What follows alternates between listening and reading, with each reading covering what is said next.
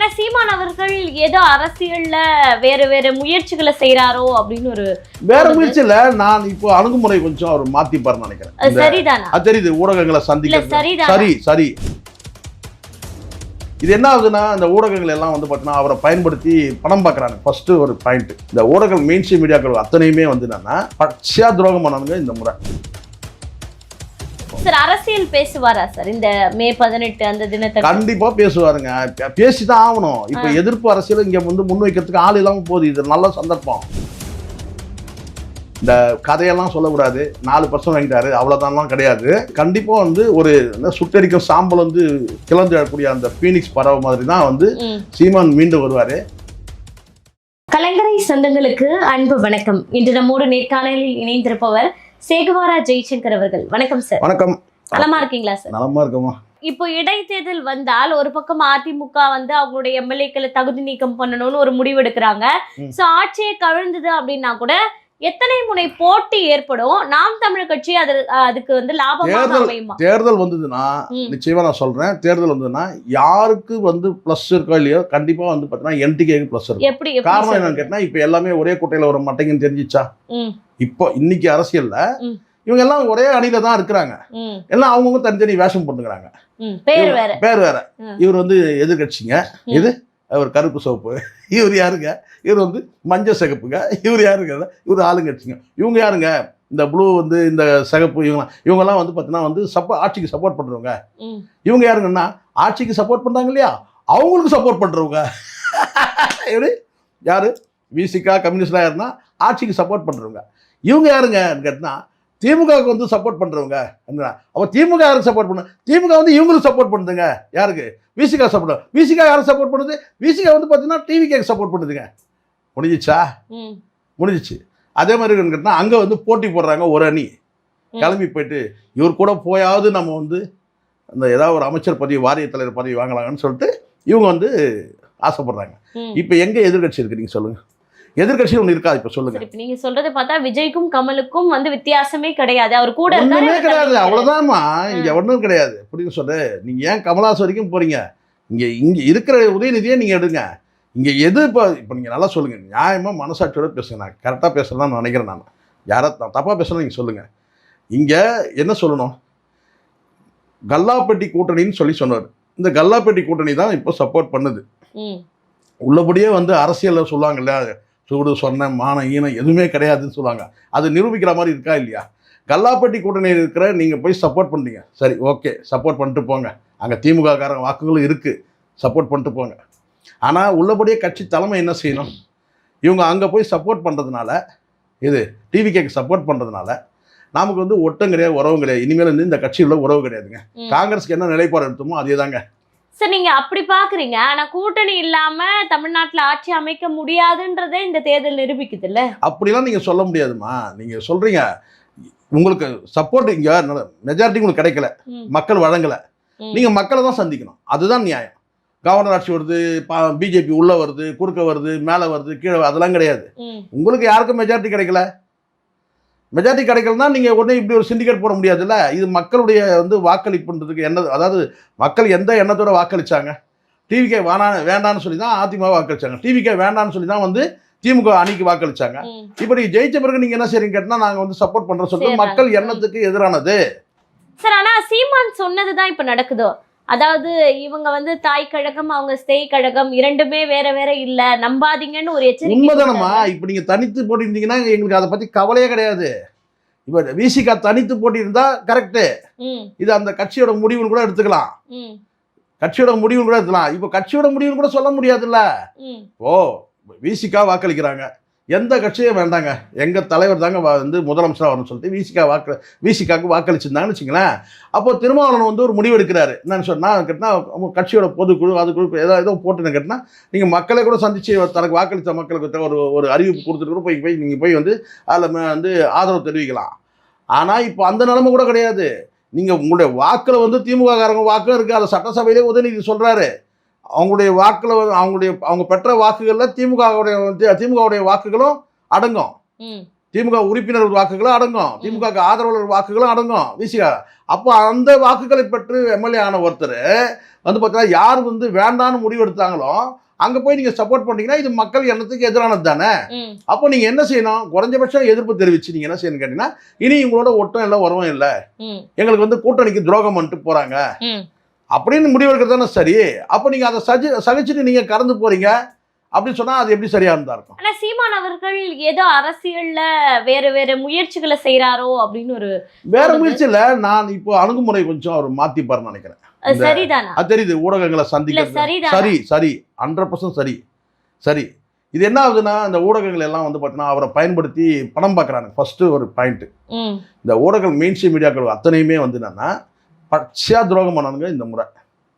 ஏன்னா மாநாட்டை பெரிய அளவில் இருட்டடி பண்ணாங்க, பிரச்சார கூட்டங்களையும் பெரிய அளவில் இருட்டடி பண்ணாங்க.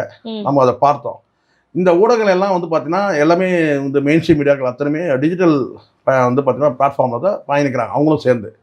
அப்போ அப்படி இருக்கும்போது சீமான் குறித்து எந்த செய்தியுமே இவங்க இருட்டடி பண்ணாங்க. அதை விட நெகட்டிவாக ஸ்ப்ரெட் பண்ணாங்க. என்ன நெகட்டிவ் ஸ்ப்ரெட் பண்ணாங்கன்றதை நான் சொல்கிறேன் உங்களுக்கு.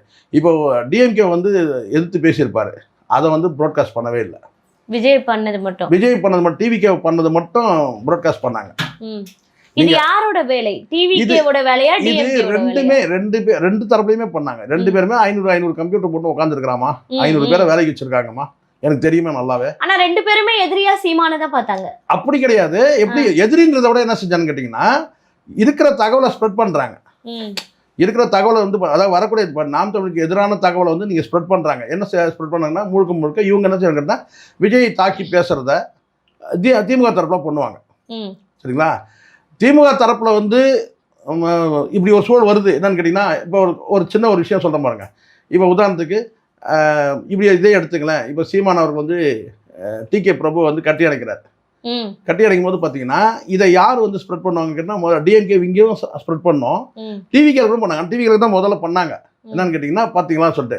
அப்போ அந்த இடத்துல என்ன கேட்டிங்கன்னா வந்து சீமான் அவர்களும் வந்து சப்போர்ட் பண்ணுறாருங்க, நமக்கு சப்போர்ட் பண்ணுறாங்க. கிட்டத்தட்ட அரை மணி நேரத்துல பப்ளிஷ் பண்ணாங்க. ஆமாங்க, அரை மணி நேரத்தில் பண்ணாங்க பாருங்க. இப்போ என்ன சார் டிவிகே சொன்னா பார்த்தீங்களா, அண்ணனே நமக்கு சப்போர்ட் பண்ணுறாரு. யார்? எந்த அண்ணன் பண்ணுறாரு?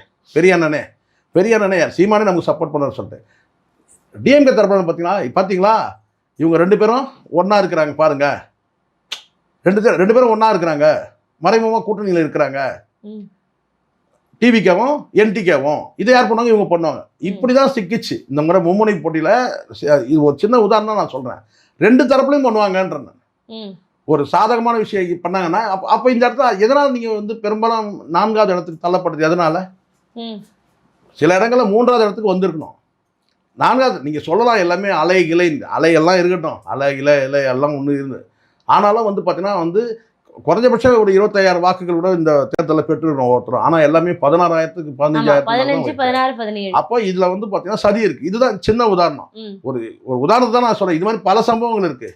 மேடையில் பேசும்போது திமுக எதிர்த்து பேசினாங்கன்னா அதை வந்து பார்த்தீங்கன்னா கேட்டால் வந்து இந்த சைடில் போடுவாங்க. பார்த்தீங்களா, டிவிகே சைடில் சீமான் வந்து திமுகவை எதிர்த்து பேசுகிறாரு அப்படின்னு சொல்லி பேசுறான். இந்த சைடில் வந்து நான் கேட்டிங்கன்னா வந்து டிவிகே எதிர்த்து பேசுறாரு. டிவிகே தான் வந்து எதிர்த்து பேசுகிறாரு, நம்மளை எதிர்த்து பேசவே இல்லை, திமுக எதிர்த்து பேசவே இல்லை. இப்படி வந்து ஒரு ஊடக குழப்பங்கள் ஏற்படுதுமா. நீங்கள் உங்களுக்கு இன்னும் துல்லியமாக சொன்னால் இந்த உதாரணம் தான் என்னால் சொல்ல முடியும். பளிச்சுன்னு சொல்லணும்னா இதுதான். அரை மணி நேரத்தில் இறக்குறான், ரெண்டு பேருமே இறக்குறான். இங்கே அப்படி கிடையாது, நாங்கள் நடுநிலையாக தான் இருக்கிறோம் சொல்லிட்டு ஒரு மேடையில் இருக்கிற சீமானுடைய பேச்சு நெகட்டிவ் பாசிட்டிவ் ரெண்டுத்தையும் வந்து சமமாக ஒளிபரப்பத்துக்கு நம்ம கிட்ட ஊடகம் இல்லை. இப்போ சீமான் அவர்கள் ஒரு முடிவு எடுத்திருக்காரு. அதாவது விஜய் என்னைக்கு பிரஸ் மீட் கொடுக்குறாரோ அதுக்கப்புறம் தான் நான் பேசுவேன். அப்படி சொல்லி இருக்கிறாரு சொல்றாங்க. அது ஒரு போற போக்கில் ஒரு வார்த்தையா சொல்லியிருப்பாரு. அதுக்காக அவர் வந்து பார்த்தீங்கன்னா ஊடகத்தை சந்திக்கவே மாட்டாரு வந்து விஜய். அது வரைக்கும் அவர் சந்திக்காமே இருப்பாரா? அப்படி கிடையாது. இந்த கேள்வியை நீங்க வந்து இப்போ என்ன வந்து கேட்குறீங்கல்ல, அவரை ஊடகத்தை சந்திக்க சொல்லுங்க அப்படின்னு சொல்லலாம். அப்படி வேணா சொல்லியிருப்பார். சரிங்களா? அதாவது நீங்க சொல்லியிருந்தாலும் கூட அந்த பொருள் எப்படின்னு கேட்டீங்கன்னா, என்ன வந்து கேட்குறீங்கல்ல, அவரை போய் கேளுங்க அப்படின்றதான் பொருள். அவரை நேர்காணல் கொடுக்க சொல்லுங்க, அவர் நேர்காணல் கொடுத்தா நான் தரேன் அப்படின்ற மாதிரி. இப்போதைக்கு வந்து ஒரு 6 மாத காலத்துக்கு அமைதியாக இருந்துட்டு அதுக்கப்புறம் எதிர்ப்பு அரசியல் முன்னெடுக்கிறது தான் சரியானதாக இருக்கும். ஏன்னா ஊடகங்கள் வந்து சீமானை பெரும்பாலும் ஊடகங்கள் வந்து ட்ரிகர் பண்ணி ஏதாவது ஒரு நெகட்டிவாக ஒரு வார்த்தை வந்ததுன்னா அந்த வார்த்தையை பிடிச்சிக்கிட்டு அதை தான் வந்து ஹெட்லைனாக போட்டு ஊடகங்களுக்கு வந்து அப்படிதான் ஊடகங்கள் வந்து பார்த்தீங்கன்னா வந்து நாம் தமிழர் கட்சியை வந்து சிதைக்கிற வேலையை செய்யுது. மெல்ல மெல்ல நீங்கள் பார்த்தீங்கன்னா ஏதாவது ஒரு நெகட்டிவ் ஒரு வாயிலேருந்து ஒரு வார்த்தை வந்துச்சுன்னா அதை பிடிச்சின்னு தூங்குவானுங்க அத்தனை பேரும். இப்போ வந்து அது கொஞ்சம் கவனமாக இருக்கிறாருன்றதை நம்ம எடுத்துக்கணும். சார் சீமான் வந்து அனுதினமும் ப்ரெஸ் மீட் கொடுப்பாரு, மக்களை சந்திச்சு பேசுவாரு. ஸோ அது ஒரு எதிர்பார்ப்புகள் இருந்துட்டே இருந்தது இல்லையா? சீமான் டெய்லி வந்தா பேசிடுவாரு அப்படின்ற மாதிரி அது ஒரு வழக்கமான ஒரு போக்காக இருந்தது. இப்போ வந்து தேர்தல் முடிந்து இத்தனை நாட்கள் ஆகியும் சீமான் அவர்கள் வாய் திறக்கல. மே 18 பேச போறாரு சீமான் அப்படின்னும் போது நீண்ட இடைவெளி விட்டுட்டு பேசினா அது ஒரு வேல்யூ இருக்கும், ஒரு மிகப்பெரிய எதிர்பார்ப்பு இருக்கும். இப்போ என்னாச்சுன்னா சீமான்னா காலையில மத்தியானம் சாயந்தரம் நைட்டு 4 வேளை வந்து ப்ரெஸ் மீட் கொடுப்பாருங்க அப்படின்றது இருந்தது இல்லையா? அது வந்து வளர்ச்சிக்கு நம்ம வந்து உதவுனா பரவாயில்ல, அது வீழ்ச்சிக்கு உதவுச்சுன்னு வச்சுக்கலாம். அது அவாய்ட் பண்ணுறது கரெக்ட் தானே? ஏன்னா முன்னாடி வந்து பார்த்தீங்கன்னா வந்து பாசிட்டிவான விஷயங்களை வந்து போடுவாங்க. இப்போ வந்து பார்த்தீங்கன்னா பாசிட்டிவான விஷயத்த இவங்க போட மாட்டாங்கன்னு எப்போ தெரிஞ்சுது? மாநாட்டில் தான் தெரிஞ்சுது. மாநாட்டில் எவ்வளோ விஷயம் பாசிட்டிவான விஷயம் இருந்தது, ஆனால் அதை போடவே இல்லையே, காட்டவே இல்லையே. முழுக்க வந்து உங்கள் விஜய்னு இந்த பக்கம் போய் வந்து அலப்பறை பண்ணிட்டு இருந்தாங்க. அது மாதிரி இருந்தால் இப்போ சீமான் வந்து ஒரு நீண்ட இடைவெளிக்கு விட்டுட்டு பேசினார்னா அது பெரிய வேல்யூ இருக்கும். சார் அரசியல் பேசுவாரா சார் இந்த மே 18 அந்த தினத்தை? கண்டிப்பா பேசுவாருங்க, பேசிதான் ஆகணும். இப்ப எதிர்ப்பு அரசியல் இங்க வந்து முன்வைக்கிறதுக்கு ஆள் இல்லாம போகுது. இது நல்ல சந்தர்ப்பம். இப்ப டிவி கேட்க எதிர்ப்பு அரசியல் யார் இங்க பேசுறாங்க? நீங்க சொல்லுங்க. சட்டசபையில பேசுறாங்க, ரைட், சட்டசபையில பேசுனாங்க. அதுக்கப்புறம் வந்து அது 2 முறை பேசினாரு. அது உதயநிதி பேச்சு ரொம்ப நல்லா இருந்துச்சு. அதுவே மக்கள் மத்தியில பெரிய அளவில் பரவலா பேசப்பட்டது. ஏன்னா வந்து உதயநிதி வந்து பேசுறதுக்கு பதில் தர முடியாம மறுநாள் அறிக்கை விடுறதை நம்ம பார்த்தோம். நீங்கள் அந்த படத்தை நீங்கள் பார்த்தீங்கன்னா நான் என்ன சொல்லியிருக்கேன் ஊடகத்தில், இருந்தாலும் நம்ம கலங்கரை மக்களுக்காக நான் சொல்கிறேன். எஸ்எஸ்சி ஒரு படம் எடுத்தாருமா, வெற்றின்னு ஒரு படம். அதுதான் முதல் படம், இது விஜய் அவர்களுக்கு முதல் படம். அந்த படத்தில் வந்து பார்த்திங்கன்னா வந்து இவர் ஹீரோ வந்து பார்த்திங்கன்னா நம்ம விஜயகாந்த். காமெடியன் யாருன்னா ஒய்ஜி மகேந்திரன். ஒய்ஜி மகேந்திரன் வந்து என்ன செய்வார்னா அந்த படத்தில் எஸ்எஸ்சியோட டைரக்ஷன் அது, சரிங்களா? ஒய்ஜி மகேந்திரன் அந்த படத்தில் என்ன பண்ணுவாருன்னு கேட்டிங்கன்னா எல்லாரும் அவர் வந்து ரேக் பண்ணுவாங்க. அவர் அம்மாஞ்சி மாதிரி, அன்னியனில் வந்து பார்த்தீங்கன்னா ஒரு அம்மாஞ்சியாக நடிப்பார் இல்லையா, அந்த மாதிரி வச்சுங்களேன். யார் இவர் நம்ம ஒய்ஜி மகேந்திரன். அப்போ வந்து அவர் என்ன செய்வார் கேட்டால் எல்லாரும் ரேக் பண்ணுவாங்க அவரை. ஆளாளுக்கு வந்து தலையில் தட்டுவாங்க, அது பண்ணாங்க, ஒவ்வொருத்தர் கிண்டல் பண்ணுவாங்க, கேள்வி பண்ணுவாங்க, எதோ பண்ணுவாங்க. அவர் எல்லாத்தையும் முகத்தை அப்படியே வந்து அம்மாஞ்சி மாதிரி முகத்தை வச்சு அப்படியே பார்த்துட்டு என்ன செய்வார், எல்லோரும் போயிட்ட பிறகு நோட்டை எடுப்பார். அப்படியே டக்குன்னு அப்படியே பென்சில் எடுப்பார். பென்சில் எடுத்து என்ன செய்வார்னு கேட்டிங்கன்னா ஒவ்வொருத்தர் பேரையும் எழுதுவார். யாரெல்லாம் நம்மளை வந்து கிண்டல் பண்ணான்னு சொல்லிட்டு அவன் பேரை எழுதி என்ன செய்வார் கேட்டால் அப்படியே குத்தி என்ன செய்வார் கேட்டால் கிழிச்சி அப்படியே பிச்சு அப்படியே அந்த பேப்பரே பிடிச்சி தூக்கி போட்டுருவார். எல்லாரும் பேரும் எழுதுவார். யாரெல்லாம் நம்மளை கிண்டல் பண்ணால் கேள்வி பண்ணோம்னா அவன் பேரெல்லாம் எழுதி என்ன செய்யணுங்கன்னா குத்தி கிழிச்சி அப்படியே பிச்சு தூக்கி போட்டுறாரு. அதான் அந்த வெறுப்பை அது காட்டியிருக்க மாதிரி. அந்த மாதிரி தான் இருக்குது இப்போ விஜய் பண்ணுறது. நீங்களே பாருங்கள், அவங்கவுங்க சட்டமன்ற உறுப்பினர் எல்லாம் பேசியிருந்தா இவர் சட்டமன்றத்தில் உட்காந்து ஏதோ பேனால வந்து இது பேனால ஏதோ ஒன்று ஏதோ பென்சில் தான் ஏதோ எழுதுறாரு. என்ன குறிப்பு எழுதுறாருன்னு தெரில. அதை அப்படி வச்சு டேபிளே வச்சு குறிப்பு எழுதலாம். யாரும் பார்க்க போகிறாங்களா என்ன? இல்லை, ஆனால் அதை மடியில் எடுத்து வச்சு அதை வந்து குறிப்பு எழுதுறதுன்றதெல்லாம் வந்து கடந்த காலத்தில் அந்த மாதிரி பண்ண மாதிரி தெரியல. ஒரு முதலமைச்சர்னா ஒரு கெத்தா அவர் பாணியிலே சொல்லுவோம், ஒரு கெத்தா ஒரு மாசா அந்த டேபிள்லேயே வச்சு யாரெல்லாம் என்னென்ன பேசுகிறாங்கன்னு அப்படி பார்த்து அப்படி எழுதுனா அது எப்படி இருக்கும்? ஏதோ ரகசியமாக உட்காந்து ஏதோ வந்து பார்த்தீங்கன்னா வந்து ஏதோ நான் ஏறக்குறைய அந்த எந்த படத்தில் அந்த குணா படத்தில் எழுதுகிற மாதிரி உட்காந்து எழுதிக்கிறாரு. அந்த மாதிரி தான் பார்க்குறேன் நான். இது அந்த படத்தில் நீங்கள் பார்த்தா தெரியும் அந்த மாதிரி. இப்படி தான் இங்கே சட்டசபையில் பேசினா வீட்டில் போயிட்டு நீங்கள் கொண்டு வந்து ஒரு அறிக்கை விடுறது, அது ராஜ்மோகன் அறிக்கை. ஆனால் இவ்வளவு சீக்கிரம் சீமான் அவர்கள் விஜய் அரசியலை விமர்சனம் செய்வது சரிதானா? இல்லை, இது 6 மாத காலம் காத்திருக்கலாமா? அதுக்காக அந்தந்த அவலங்கள் வரும்போது பேசிதான் ஆகணும். இப்போ நான் கேட்குறேன், வந்து ஒரு ஜோசிகாரனுக்கு வந்து பதவி கொடுக்குறாரு. இந்த கூட்டணி கட்சி விஷயம்லாம் பேசணும்ல சார் சீமான்? எல்லாத்தையும் பேசுவார். மே 18 அப்போ சம்பவம் உறுதி கண்டிப்பாக இருக்கும். சம்பவம் எல்லாத்தையும் பேசுவார். ஒரு நீண்ட இடைவெளி விட்டு பேசும்போது பார்த்தீங்கன்னா வந்து அந்த பேச்சுக்கு ஒரு வேல்யூ இருக்கும், உண்மையாக இருக்கும், சுத்தமாக இருக்கும் பேச்சு. இது ஒரு பித்தலாட்ட அரசியல் நான் சொல்கிறேன் வெளிப்படை. எனக்கெல்லாம் பாரபட்சமே கிடையாது. நான் தப்புனா தப்புன்னு சொல்லுவேன். இப்போ உதயநிதியோட அந்த எதிர்கட்சி ரோல் வந்து பார்த்தீங்கன்னா நல்லா இருக்கு. அங்கே பெர்ஃபார்மன்ஸே வந்து பார்த்தீங்கன்னா மேன் ஆஃப் த மேட்ச் வந்து பார்த்தீங்கன்னா உதயநிதி அந்த சபையில். அப்போ அங்கே எது பார்த்தீங்கன்னா எதிர்க்க இருக்கிற வந்து பார்த்தீங்கன்னா காலின்னு ஆயிடுச்சு. விஜய் பொறுத்த வரைக்கும் அங்கே காலி ஆகிட்டார், அந்த இடத்துல காலி ஆகிட்டார், அவ்வளோதான். அதுக்கப்புறம் நீ வீட்டுக்கு போயிட்டு அறிக்கை விடுறது, அப்புறம் சாப்பாடு கட்டிட்டு வர்றது, இதெல்லாம் மேட்ரு கிடையாது. இது டிஃபன் பாக்ஸில் சாப்பாடு கட்டி வந்தால் ஒருத்தன் கேட்க நான் யார் கட்டி கொடுத்தாங்கன்னு கேட்டுருக்கேன். நான் ஒருத்தன் பாருங்கள், அவன் என்னென்ன வேலை இருக்குது பார்க்குறேன் நான். ஸோ இதெல்லாம் பாயிண்ட் கிடையாது. சீமான் அவர்கள் பொறுத்த வரைக்கும் கண்டிப்பாக சொல்கிறேன், முன்னைய விட ஆதரவு இருக்கு. பல பேர் வெளியில வந்து கட்சியை விட்டு போனவங்க கூட வந்து பார்த்தீங்கன்னா இப்போ வருத்தத்தோடு இருக்கிறாங்க. எலெக்ஷனில் தோத்தும் போய் ஏன்டா இந்த நிலை வந்து நமக்கு அப்படி இப்படி குருவி மாதிரி சேர்த்து வச்சிருந்த பணத்தையும் காலி பண்ணிட்டு வீணாக தான் போயிட்டாங்க. ஸோ அதனால் வந்து கண்டிப்பாக வந்து ஒரு சுட்டரிக்கும் சாம்பல் வந்து கிளந்து எழக்கூடிய அந்த பீனிக்ஸ் பறவை மாதிரி தான் வந்து சீமான் மீண்டும் வருவார். இந்த கதையெல்லாம் சொல்லக்கூடாது. 4% வாங்கிட்டாரு அவ்வளோதான்லாம் கிடையாது. இங்கே 40 வாங்கினவங்க 4 வாங்கியிருக்கிறாங்க கடந்த காலத்தில். அதை நம்ம பார்த்துருக்குறோம். இங்கே வந்து இந்த 4% வந்து பார்த்தீங்கன்னா 16% ஆகும். சீமான் இப்போ வந்து அவருடைய உத்தி எப்படி மாற்றுவார்னு கேட்டால் இந்த அட்வைசர்ஸு பின்னாடி இருக்கிற இந்த அட்வைஸ் பண்ணுறாங்க இல்லையா, அந்த அட்வைசர்களை கொஞ்சம் கவனமாக பார்த்துக்கணும். சீமானுக்கு அட்வைசரே தேவையில்லை. எனக்கு கேட்டால் சூழ்ச்சி அரசியலும் வன்ம அரசியலும் வஞ்சக அரசியலும் தெரிஞ்சுக்கிறதுக்கு இந்த தேர்தல் வந்து ஒரு பாடம், அவ்வளவுதான். மீண்டும் தமிழ்நாடு முழுக்க சுற்றுப்பயணம் போறாரா? கண்டிப்பா போய் தான் உழைக்க. ஏற்கனவே வந்து பார்த்தீங்கன்னா உழைச்ச மக்கள் கிட்ட ஓட்டு போட்ட மக்கள் கிட்ட வந்து நன்றி சொல்லி தான் ஆகணும். 16,000 மக்கள் கலந்து இருக்கிறாங்கல்ல ஒவ்வொரு தொகுதியிலையும். 16,000 பேர் வந்து ஸ்ப்ரெட் ஆயிருக்கு. அந்த மக்கள் வாக்களித்த மக்களுக்கு நீங்கள் நன்றி சொல்லி தானே ஆகணும். கண்டிப்பாக அதை செஞ்சு தான் வாரு. கொஞ்சம் ஓய்வு எடுக்கணும். ஒரு மனுஷன் தானே, அவர் மிஷினா சொல்லுங்கள். 200 இடத்துல வந்து பரப்புரை பிரச்சாரம். உடம்புனா மிஷினா இல்லை இரும்பா இல்லை என்னது? அது கொஞ்சம் ரெஸ்ட் எடுக்கட்டும். ஒரு 6 மாதம் கூட ரெஸ்ட் எடுக்கட்டும். அது சுற்றுப்பயணத்தை பொறுமையாக கூட செய்யலாம். இப்போ இங்கே வந்து பார்த்தீங்கன்னா வந்து இன்றைக்கி வரைக்கும் நன்றி சொல்கிறது கூட பல பேர் எம்எல்ஏக்கள் போகவே இல்லை. அவனுக்கே தெரியல. எது அவன் தொகுதி மக்களுக்கே தெரியல. நம்ம வந்து யாருக்கு ஓட்டு போட்டால் யார் ஜெயிச்சதுன்னு தெரியாத அளவு தான் இன்றைக்கி இருக்குது. அப்படிங்களா சார்? ஆளுங்கட்சி தரப்பில் யாரும் அதுக்காக அவங்க போகலன்றது கிடையாது. சீமானை பொறுத்த வரைக்கும் ஒரு 6 மாதம் ரெஸ்ட் எடுக்கட்டும். நமக்கு இன்னும் வந்து பார்த்தீங்கன்னா நம்ம நீண்ட கால தேவை இருக்குல்ல. சீமானின் தேவை வந்து பார்த்தீங்கன்னா இன்னும் 100 ஆண்டு காலத்துக்கு கூட தேவை. அப்போ வந்து பார்த்தீங்கன்னா நம்ம மேலே அடுத்தடுத்து போயிட்டு வந்து பார்த்தீங்கன்னா உடலையும் கெடுத்துக்கூடாது இல்லை. கொஞ்ச நாள் ரெஸ்ட் எடுக்கட்டும். சரி, இப்போ டிவிக்கு அரசாங்கம் அமைந்தது என்டிகேக்கு ஒரு லாபமான அரசியல் தான் அப்படின்னு பார்க்குறீங்களா? அப்படி நான் லாப நஷ்டம் நான் பார்க்கவே இல்லை இந்த விஷயத்தில். இது வந்து என்னன்னா வந்து மக்கள் உணர்றதுக்கு ஒரு வாய்ப்பு. கொள்கை அரசியல். ஆமாம், கொள்கை அரசியல் எப்படி இருக்குது, ஒரு நடிகன் வந்து ஒரு கவர்ச்சி அரசியல் எப்படி இருக்குது, கிட்டத்தட்ட எல்லாமே ஒரு குத்தாட்டமாக தான் இருக்குது. எல்லாத்தையும் பார்த்துட்டு தான் இருக்கிறோம். ஒருத்தர் வந்து வழியை வந்து சொல்கிறாங்க, அண்ணா நீங்கள் கஷ்டப்படாமல் இருங்கண்ணா, எங்களுக்கு எந்த இலவசமும் எங்களுக்கு வேணாம் அப்படின்னு சொல்கிறாங்க. ஆமாம், உண்மைதாம்மா. உண்மைதான். இது இன்னும் நிறைய இருக்குது.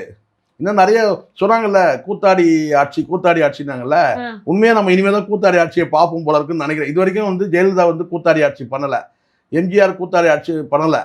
இப்படியான ஒரு செயற்கையான வந்து சரி செய்யறதா சரிங்க வந்து பார்த்தீங்கன்னா ஏதாவது மண்டையில் இருக்க கொண்டைய மறைங்கடான்ற மாதிரி பார்த்தீங்கன்னா கொண்டு வந்து நடிக்க வைக்கிறீங்களா, தத்ரூபமாக நடிக்க வைக்கிறீங்களா, அதுலேயும் பள்ளி இழிக்குது இல்லையா. நடிக்க வைக்கிறதா சொல்லும் போதே தெரியுதுமா, இது வந்து கட்சியோட ஆளுகள் நல்லா தெரியுது. யார் அப்படி சொல்லுவாங்க? இப்போ நான் அதெல்லாம் சொல்கிறேன். நான் வந்து இங்கே பேசும்போது என்ன சொன்னேன், நல்லா இருக்குமா ஆட்சி, சிறப்பாக இருக்குது, விஜய் இன்னொரு 50 ஆண்டு காலத்துக்கு வந்து முதலமைச்சராக இருக்கட்டும், தேனாரும் பாலாரும் ஓடுது. ஏன்னா இப்போ அப்படி தான் வரும் இனிமேல். எல்லாரும் இந்த டயலாக் சொல்லுவாங்க. நீங்கள் வேணா பாருங்கள். சொல்கிறது நான் சொல்ல வைக்கப்படுறது. மக்கள் உண்மையிலே கிரவுண்டில் என்ன நினைக்கிறாங்க, என்னங்க இது வந்து பார்த்தீங்கன்னா ஏதோ 2,500 ரூபா போடுறாருன்னு சொல்லிட்டு நம்ம வந்து ஓட்ட போட்டால் வந்து 1000 ரூபா போடுறாரு. இதுவே தவறு. மின்சாரத்தை கூட நீங்கள் அறிவிச்சிருக்கூடாது. ஆனால் இந்த 2,500 ரூபா போட்டிருக்கணும். தவறான வழிகாட்டத்தில் இருக்கிறாங்க இந்த ஆட்சியை. நான் சொல்கிறேன், நீங்கள் மின்சாரத்தை எதுக்கு அறிவிச்சிங்க? இப்போ அதை பொறுமையாக செய்யலாம். மின்சாரத்தை நீங்கள் அறிவிச்சது நீங்கள் பொறுமையாக செய்யலாம். ஆனால் வந்து 1000 ரூபா கொடுத்த இடத்துல நீங்கள் 2,000 ரூபா நீங்கள் போட்டுட்டு இருந்தீங்கன்னா ஒரு பேர் ரைட் வந்த உடனே ஒன்று செஞ்சுட்டாருங்க, ஒரு வேலை பெரிய வேலை செஞ்சுட்டாருங்க, 1000 ரூபா கொடுத்தா 2,000 ரூபா 2,500 ரூபா கொடுத்துட்டாருன்னு சொல்லிட்டு இப்போ அதே திமுக கொடுத்தா அதே 1000 ரூபா தானே போடுறது. அது உங்களுக்கு மைனஸ் தானே உங்களுக்கு. இதுக்கு எதுக்கு இவர் வந்தார் அப்படி ஒரு கேள்வி இருக்குல்ல. நீங்கள் என்னதான் நீங்கள் வந்து பொம்பளைகள் 4 பேர் செட் பண்ணி பேச வச்சாலும் அது வந்து கண்டிப்பாக அது மைனஸ் தான். அது நீங்கள் அதை விட இந்த மின்சாரத்தையும் அறிவிக்காமல் நீங்கள் வந்து 2,000 ரூபா நீங்கள் உருண்டு பிறந்து போட்டுட்டு இருந்தீங்கன்னா சொல்லலாம். இப்போ அடுத்து 6 சிலிண்டர் தரணும், எப்படி தருவீங்க? இப்போ இன்னைக்கு பல ஹோட்டல்கள் இயங்கவே இல்லைம்மா, ஹோட்டலுக்கு இயங்கலை. அப்போ அந்த 6 சிலிண்டருக்கு என்ன பண்ணுவீங்க, எப்போ தருவீங்க? ஸோ ஒரு கட்டத்தில் வீழ்ச்சி அடைஞ்சிடும். இடைத்தேர்தல் வரும் சொல்றீங்களா நீங்க? எப்படி இடைத்தேர்தல்னா இப்போ இவங்க பண்ணுறதுனா இப்போ இவங்க சப்போர்ட் பண்ணுறாங்க, இவங்க விலகிக்கிட்டாங்கன்னா வரும். ஆட்சிக்கு ரொம்ப கெட்ட பேர் ஆச்சுன்னா இவங்களும் சேர்ந்து பலியாவாங்க. இப்போ உதாரணத்துக்கு இப்போ சொல்கிறேன், இப்படி சொல்ல போறீங்க, இப்போ டிவிக்கு அரசு மேலே ஒரு வெறுப்பு வருதுன்னு வச்சுங்களேன். அந்த அரசை யார் தூக்கி நிறுத்துறாங்க? விசிகா, கம்யூனிஸ்ட்டு, முஸ்லீம், இவங்க தான் தூக்கி நிறுத்துறாங்க. அவங்க மீது வந்து வெறுப்பு வரும், மக்களுக்கு ஒரு வெறுப்புணர்வு ஏற்படும். ஒன்றா சொல்லலாம், திமுக சொல்லலாம் எங்களுக்கு அவங்க சம்மந்தம் இல்லைங்க, அவங்க தான் வந்து இருக்கிறாங்க. ஆனால் இன்றைக்கி திமுக என்ன சொல்லுது கேட்டிங்கன்னா, எங்களுடைய இசையோடு தான் அவங்க சப்போர்ட் பண்ணுறாங்கன்னு போது பார்த்தீங்கன்னா, அப்போது இந்த இடத்துல மக்கள் ஒரு தெளிவான ஒரு பார்வைக்கு வருவாங்க. இவங்க எல்லாமே வந்து ஒரே குட்டையில் உட மாட்டாங்க. இப்போ சீமான் அவர்கள் பேச வந்தாருன்னா இதை தான் பேசுவார். ஒருவேளை சீமான் அவர்கள் வந்து பார்த்தீங்கன்னா ப்ளஸ் மீட் பண்ணார்னா 18ஆம் தேதி மீட் பண்ணுறதா சொல்கிறாங்க இல்லையா, மீட் பண்ணார்னா கண்டிப்பாக இதை தான் செய்வார். இப்போ நான் இந்த சொன்ன வார்த்தைகளை பேசுவார், கண்டிப்பாக பேசுவார். ஏன்னா திமுகவோட நிலைப்பாடு என்ன, விசிகா நிலைப்பாடு என்ன, கம்யூனிஸ்டுகள் நிலைப்பாடு என்ன, முஸ்லீம்கள் நிலைப்பாடு என்ன, டிவிகே நிலைப்பாடு என்ன. இப்போ ஏன் வந்து எடப்பாடி பழனிசாமிக்கு வந்து ஒரு ஆதரவுன்னு சொல்கிறாருன்னா, ஒரு கட்சி ரீதியான ஒரு ஆத்மார்த்தமான ஆதரவு எதுக்காக சொல்கிறாருன்னா அங்கே நியாயம் இருக்குது. எப்படி நீங்கள் வந்து பார்த்தீங்கன்னா வந்து இரண்டு குரூப் ஆகிட்ட போது பார்த்தீங்கன்னா ஒரு குரூப் போய் சந்திப்பீங்க, அது நாளைக்கு எல்லாத்துக்கும் அதே தானே, நாளைக்கு எல்லாத்துக்கும் அதே தானே, அது தப்பு இல்லையா? ஒரு கட்சி நீங்கள் பிளவுபடும் போது பார்த்தீங்கன்னா நீங்கள் எந்த பக்கம் போகாமல் இருந்தால் கூட பரவாயில்ல, ஒரு பக்கம் போனீங்கன்னா இது விஜய்க்கு வந்து பெரிய பின்னடைவு. அதிமுக என்ற கட்சியை வந்து அழிக்கிறதுல பெரும் பங்கு வகிக்கிறது பிஜேபின்றது மக்கள் தொண்டர்களுக்கு தெரிய வருது. அதிமுக செல்லு போல அரிக்கிறது யாரு, செல்லரிக்கிறது யாரு, செல்லரிக்க வைக்கிறது கரையான் போல அரிக்கிறது யாரு? அதிமுக. பிஜேபின்றது ஒரு பரவலான ஒரு தகவல் இருக்குது. அதனால தான் இன்றைக்கி வரைக்கும் பாஜக வந்து பார்த்தீங்கன்னா வந்து அதிமுக கூட்டணி வச்சா கூட, அது அதிமுக கூட்டணி இல்லாத போது கூட பரவாயில்ல இருந்துச்சு. அதிமுக கூட கூட்டணி வைக்கும் போது பார்த்தீங்கன்னா அந்த அதிமுக தொண்டர்கள் வாக்களிக்கிறதே கிடையாது பிஜேபிக்கு. காரணம் கேட்டால் அப்போலோ ஹாஸ்பிட்டலில் அம்மாவை இவங்க சரியான முறையில் வந்து ட்ரீட்மெண்ட் கொடுக்கல, அமெரிக்கா கொண்டு போய் காப்பாற்றலன்ற அந்த பார்வை இருக்குது. அதே தான் இப்போ வந்து கேட்டால் அதிமுக பிளவுபடுத்துறது யாருங்க, அதிமுக அழிக்கிறது யாருங்க, அதிமுக அடித்து நொறுக்கிறது யாருங்க, அதிமுக ரெண்டாக புழக்கிறது யாருங்க? விஜய். அதிமுக தொண்டருடைய வாக்கு இனி விஜய் கிடையாது. அப்போ பிஜேபியினுடைய கை பாவை சொல்றீங்க? நிச்சயமா எதிர்காலத்தில் நீங்கள் கூட்டணி கூட போக முடியாது. எதிர்காலம் பிஜேபியோட கைப்பாவைன்னு நான் சொல்லலை, பிஜேபி என்ன வேலை செஞ்சதோ அதை தான் இவர் செய்கிறாருன்னு சொல்ல வரேன். நீங்கள் கேட்கறது கரெக்ட் தான். ஆனால் எதிர்காலத்தில் நீங்கள் வந்து அதிமுக கூட்டணிக்கு போனாலும் கூட பார்த்தீங்கன்னா விஜய்க்கு பின்னடைவு தான். அதிமுக கூட்டணி வந்து விஜய்க்கு ஆதரவு அளித்தா சரி, அல்லது வந்து விஜய் வந்து அதிமுக ஆதரவு ரெண்டுமே வந்து பார்த்தீங்கன்னா ஜெல் ஆகாது. காரணம் கேட்டிங்கன்னா அதிமுக உடைக்கிறதே இன்றைக்கி விஜய் தான்றது மக்கள் மத்தியில் வந்து ஃபோக்கஸ் ஆகிடுச்சு, ஸ்ப்ரெட் ஆகிடுச்சு. அப்போ இனி ஒட்டும் இல்லை உறவும் இல்லை. அப்போ இந்த இடத்துல வந்து பார்த்தீங்கன்னா இப்போ யாரும் வந்து விஜய்க்கு ஆதரவு தராங்க, மறைமுகமாக விஜய்க்கு வந்து ஆதரவு வந்து திமுக தருது. மறைமுகமானு சொல்றது என்ன நல்லா தெரியும். மும்முனை போட்டி ஒரு மாசம் இடைத்தேர்தல் வந்தால் மும்முனை போட்டி எப்படி இருந்தாலும் எதிர்காலத்தில் மும்முனை போட்டி தான் வரும். மும்முனை போட்டி 4 முனை போட்டியும் 4 முனை போட்டி வந்து பார்த்தீங்கன்னா இதே வந்து என்டிகே இருக்கும். சரி, இப்போ அதிமுகவை குறி வச்சு அதை ஒண்ணும் இல்லாம பண்ணிட்டாங்கன்னா வருங்காலத்துல ஒண்ணும் இல்லாம பண்ண முடியாதுமா. 1,13,00,000 பேர் வாக்களிச்சவங்க எப்படிமா பண்ண முடியும்? என்னம்மா நீங்க சொல்றீங்க? நாம் தமிழர் கட்சிக்கு இன்னைக்கு வந்து சராசரியா 20 லட்சம் வாக்குகள் வாங்கியிருக்கு ஒரு தொகுதியில். அது எப்படி நீங்க ஒண்ணும் இல்லாம பண்ணிட முடியும்? பல பேர் அப்படிதான் பைத்திய மாதிரி பேசிட்டு இருக்கிறான். எப்படி நாம் தமிழர் கட்சி அழிச்சிட முடியும்? சராசரியா ஒரு தொகுதியிலும் 16,000 20,000 வாக்குகள் வாங்குறாங்க. இதுக்கு முன்னாடி 30,000 வாக்குகள் வாங்கினாங்கன்னா சராசரியா இப்போ வந்து 16,000 வாக்குகள் வாங்குறாங்கன்னா எப்படி கட்சி ஒழிப்பீங்க நீங்க? 4%. அப்போ 1.5% இருக்கிற கட்சியெல்லாம் இருக்குது தானே செய்யுது. அவர் 4% வாங்கின கட்சி எப்படி இல்லாமல் போயிடும்? ஸோ கட்சியெல்லாம் அழிக்க முடியாது. இப்போ 1,13,00,000 பேர் வாக்களிச்சிருக்கிறான், சும்மா ஒன்றும் கிடையாது. எப்படி அந்த கட்சியை ஒழிச்சிடுங்க? அப்படி கிடையாது. டிவிக்கே எதிர்ப்பு அரசியல்ன்றது முனைப்பாக அவங்க எடுத்தாங்கன்னா, அதிமுக எடுத்தாங்கன்னா கண்டிப்பாக வந்து இந்த தொண்டர்கள் எல்லாம் வந்து பார்த்தீங்கன்னா வாக்களிப்பாங்க. இன்னும் கூட பார்த்தீங்கன்னா அவர் வந்து இந்த 47 அதான் 47 தான், இந்த 47 கேட்டால் வந்து 67 ஆகலாம், இந்த வந்து 80 ஆகலாம், 90 ஆகலாம்.